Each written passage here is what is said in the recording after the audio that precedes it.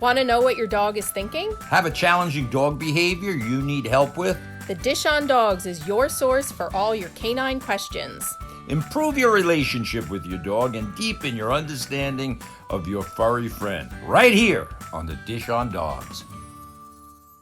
Welcome to the Dish on Dogs podcast. I'm your host, Jackie. I'm here with one of our franchisees, Richard Stoll. He's going to be opening in the Gaithersburg, Maryland area, and hopefully the next couple of months. So welcome to the show, Rich. Thank you very much. Thanks for having me. Yeah, I appreciate of course. We appreciate you coming on. You're here for training week now. I am here for training, yes, and it's been an amazing experience learning how the dogs are placed and how the dogs are managed in the facility. And you think as a dog owner you know something, right? And then you come meet people who know more than you, and you find out you don't know as much as you thought you did. So it's been a fascinating experience. Right. Yeah, and a lot of franchisees come into the system and don't have a lot of dog knowledge, which we actually prefer, because as I hope you've seen through this week, we have a very specific way of doing things here at Hounds Town. So the less the franchisee thinks they know, the better, because we're then able to start on a clean slate. We're able to teach you the Hounds Town way. Yeah. So basically you've had to unlearn me. Well, you weren't too bad. I mean, it's great for people to come in and have experience and be comfortable managing dogs. That's for sure. Right. But we spend some time debunking, some, I guess, traditional dog management or dog training methods out there. But no, we haven't had to do that much for you, Rich. Right. I've been fascinated, because I've said to you and I've said to Mike, I always considered myself the dog whisperer. I have two dogs who have always been well trained, and I have them hand trained. They walk well on a leash. They stop when I ask them to, but it took time to get them to learn.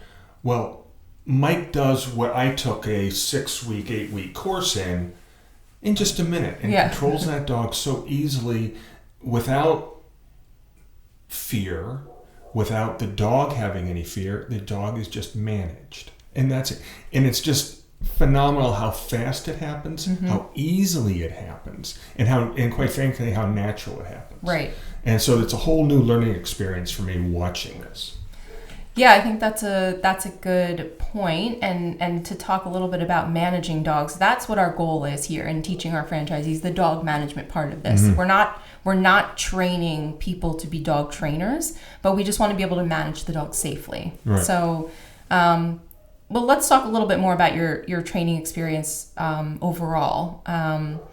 You've been here now for 4 days. Fourth day, yes. We do a combination of, business seminars, hands-on dog management, all types of different things in this, 5.5 day period.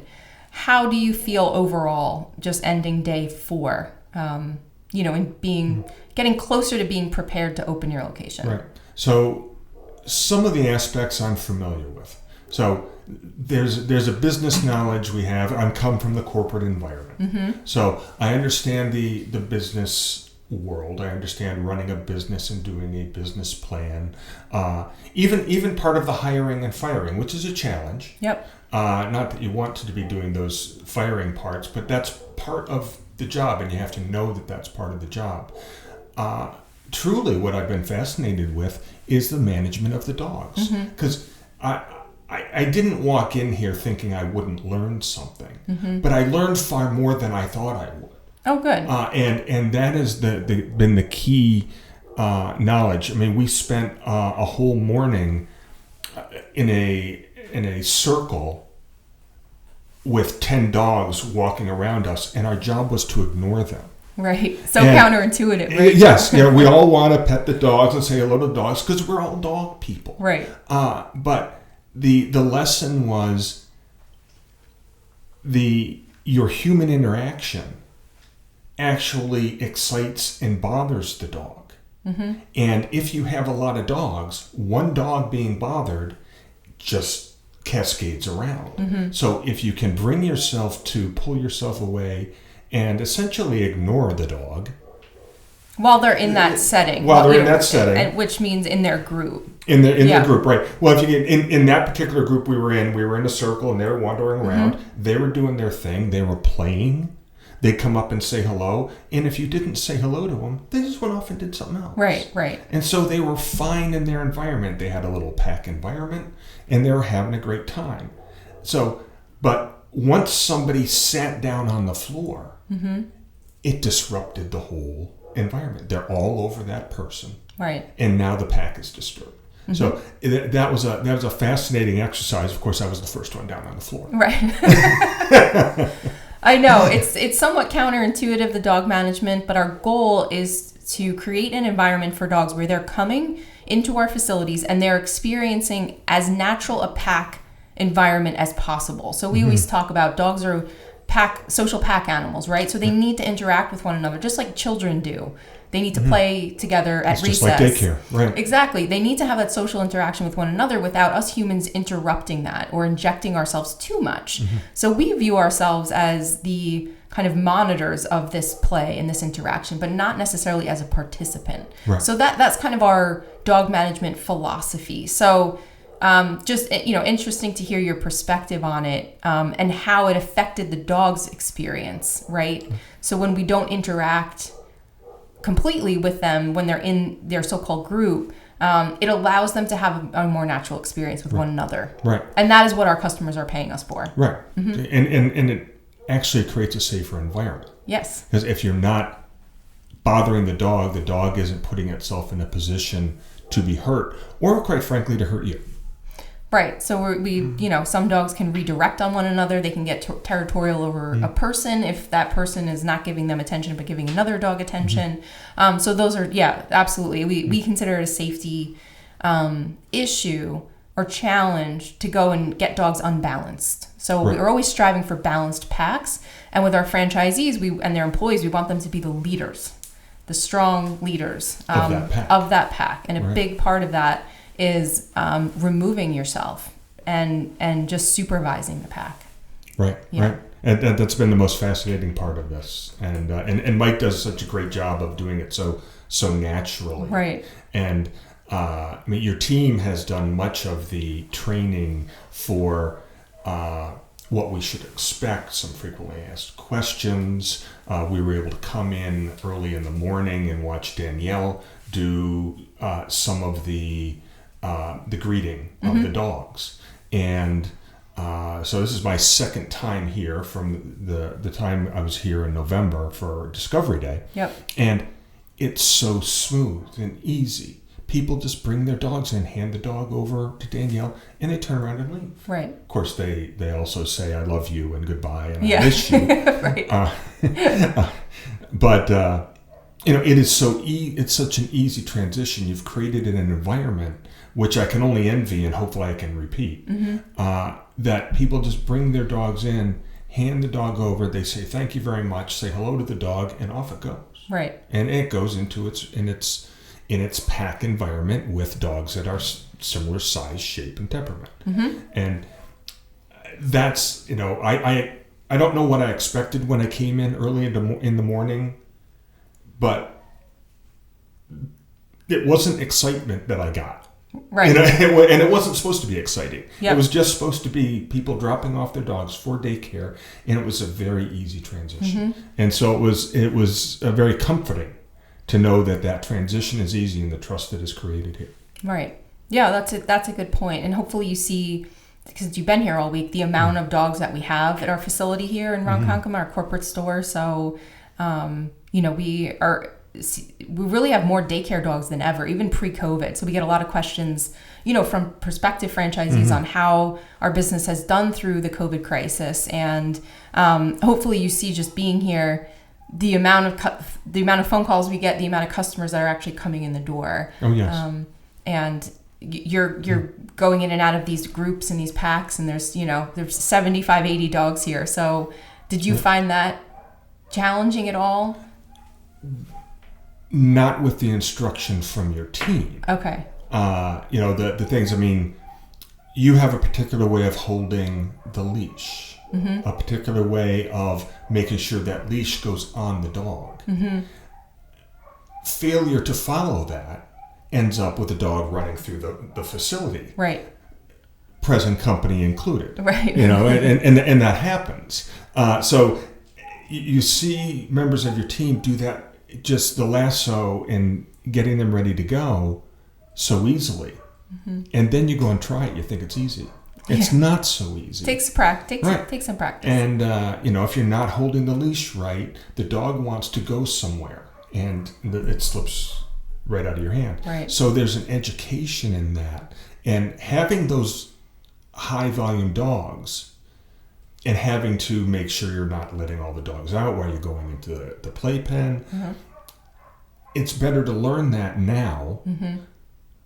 Whereas in my franchise, I'll be growing into that. Right. I won't have that many dogs right away. Right. So I won't be able to experience that. I might have 2 or 3 in a room, or 5 in a room. It won't be as challenging to grab the dog. So the experience of having to grab a dog that is in with 10 other dogs, it's a learning experience, I guess. And that's essentially the theme of what I've had here is everything has been a learning experience from the dog and the dog management perspective. It's just been it's just been a worthwhile event to come do this. Great. Well, I'm glad that you see it that way. And part of our goal in having the initial training here at corporate is to give you experience in managing 80 dogs in the high volume. And the high volume and the phone ringing and customers coming in. That way, when you go back, you're just, it gives you a sneak peek to what to expect, but also it kind of prepares you. Sure. Right? Sure, absolutely. So then when you, like you said, you have just maybe 2 or 3 dogs on any given day, you feel more confident because you know that you could manage 75 or 80 if you had to, because you've done it all week. Exactly. To some degree. So let's talk a little bit about your background and kind of how you got into how you came across Hounds Town and kind of why you decided to join the Hounds Town family. Right. So first of all, if I hadn't had dogs, I probably wouldn't have had the confidence to do this. That's my own personality. Because I was familiar with training a dog and working with a dog and enjoying having a dog. If I wasn't used to dogs, I don't know that I would have the confidence to do it. And that's just me. Other people have a different opinion, but that was just me. So I come from corporate America. I was 21 years with a technology company, and I was looking for something different. I traveled a great deal, and interestingly enough, in the back of airline magazines are franchises. And why are they in airline magazines? Because they're looking for people like me who are traveling all over the place who don't want to do that anymore. And one of them was a dog care franchise. And I remembered it, and I didn't really do too much about it. But then circumstances changed, and I made that call to that organization. And I found, and what disappointed me about the first conversation I had with a dog care organization was the only thing they talked about was money. And they talked about how deregulated it was. The pet care industry. The pet care industry. It's not like child care. You don't have to have 1 per X. Right. Well, they were talking about how much money you make, and it's a deregulated industry, so you can have as many dogs per person as you like. Wow. And that was the first 20 minutes of a conversation. And while as a franchisee, our goals are to build wealth. I mean, that is a goal. Let's not hide that. Of course. But I'd like to enjoy what I do, which is how I end up here. And it bothered me that the only thing that they talked about was money. And we'll get to my conversation with you in a minute. But then I looked around a little bit more, looked at different things, and you can buy a job. I used to sell printers. I could have bought a franchise to sell toner cartridges. If I wanted to sell toner cartridges, I would have stayed where I was. So you can essentially buy a job. Or you can buy a franchise that looks very much like what I was doing, which was just selling stuff. And I came around through a consultant to you guys. Mm-hmm. And a couple things that was impressed me is when I looked on your website, it was you and pictures of your dogs. Right. Yeah. Right. And everything was about the dogs. And my first conversation with the sales organization, Raintree, was about you. They talked about your passion, what you were doing, why you were doing it, Mike's background. Mm-hmm. Never talked about the money. Right. Never no, I want you to be interested in what we're doing first. Right. The money is an outcome. It just is. Yep. And if you're presenting the outcome first, it's not an impressive business model to Yep. me. And even when you and I had our conversation, we talked for about 45 minutes. Mm-hmm. And I would say before we even talked that there's a revenue opportunity, a wealth building opportunity, we were well into 40 minutes. Right. All you talked about from the first 20 minutes was how we care about the dogs. Mm-hmm. And that was just, I said, okay, now I have someone. Now, if the finances of building the franchise work out and the expenses and what you have to do to create this franchise work out, this is a great opportunity. And like I said, the key to that discussion was you cared more about the dogs. Income and the money is just an outcome of caring for the dogs. If you care for the dogs, right, the wealth will follow. It will come. Yeah, absolutely. Of course, we want our franchisees to come into the system, and everyone has financial goals, including us as a franchise system. But I agree, and that's always been Mike's philosophy is, money is not our first thought, right? Our first thought is, how do we build a system that accommodates the animals that are being trusted in our care? That's number one.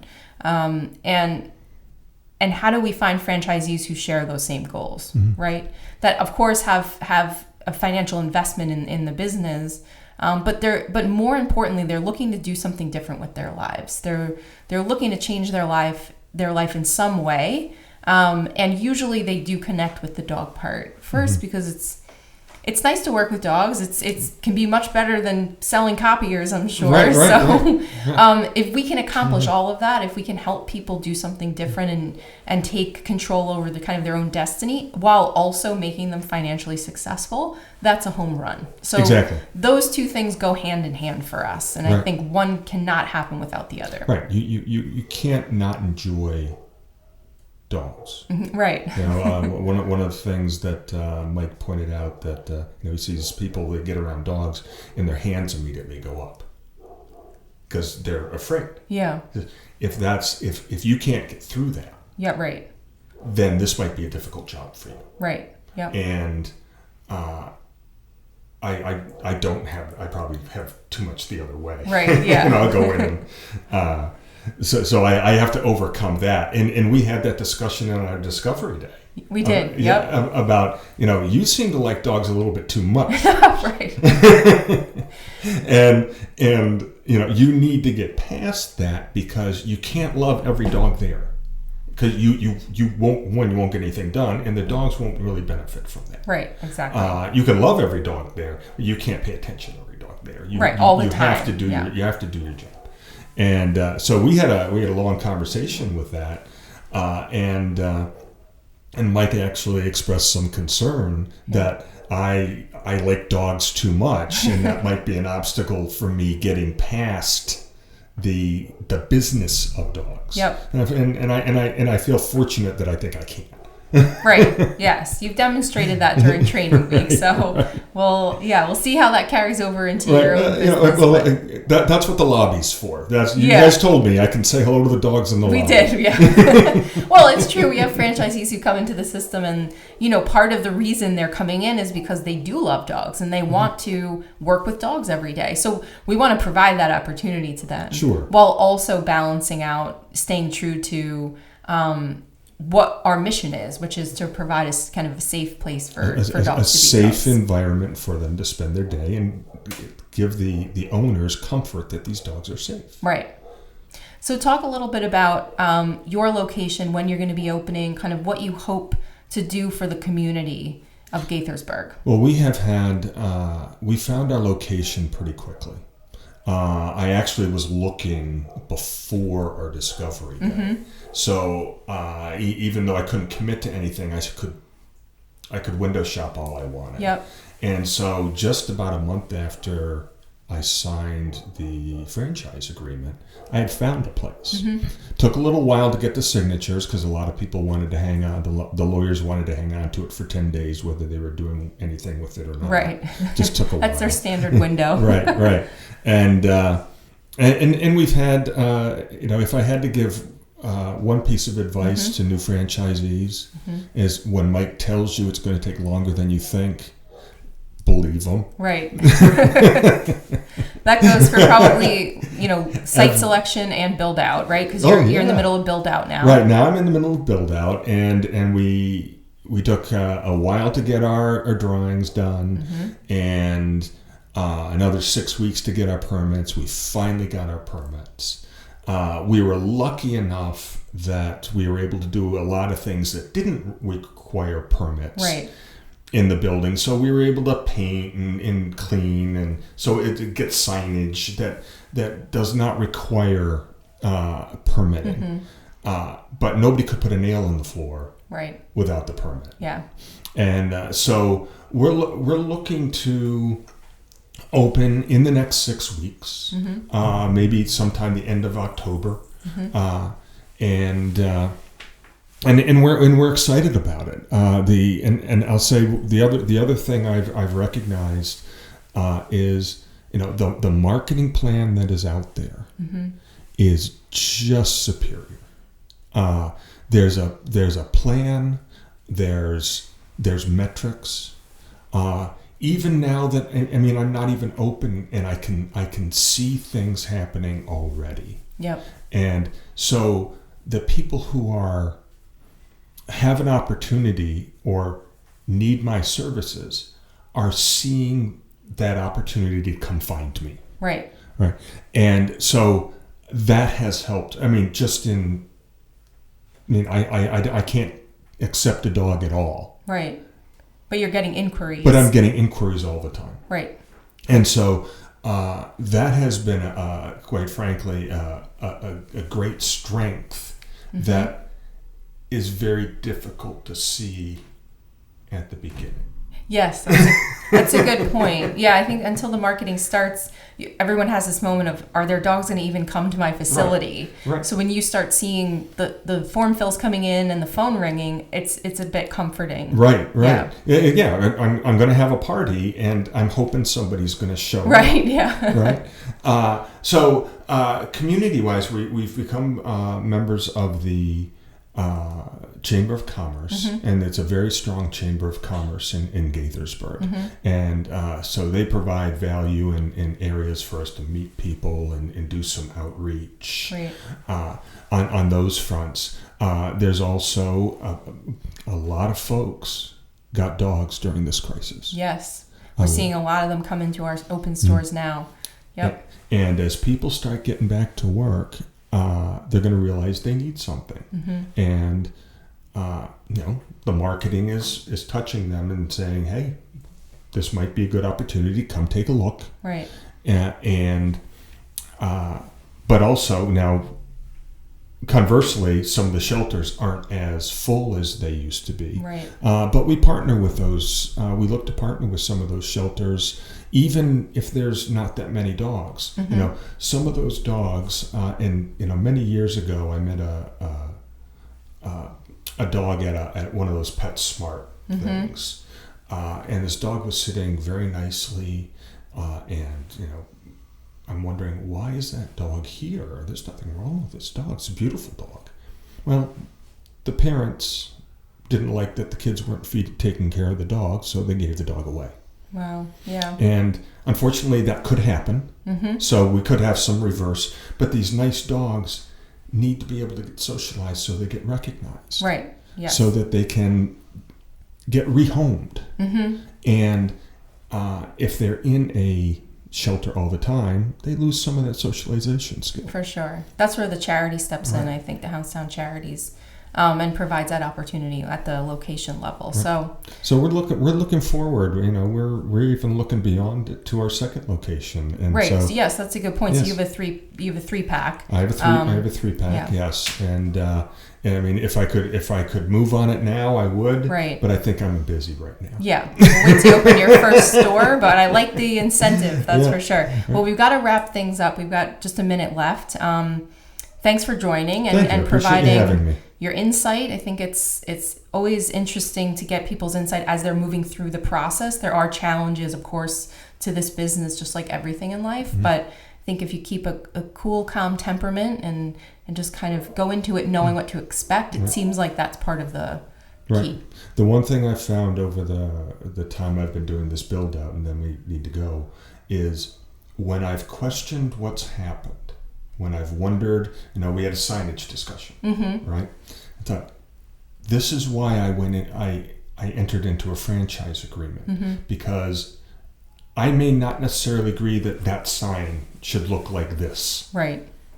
But the fact is, if it was just me, I would have had to do all of that. Right, exactly. On my own. That's why, and I remind myself, that's why I entered into a franchise. Of course, we've got all the resources. You've got all those resources for me. So that's great. Well, thanks, Rich, so much for joining. Thanks for watching us. We'll see everybody next time. You can find us on YouTube, Spotify, and all your other podcast platforms. See everybody next week. Thanks, everybody.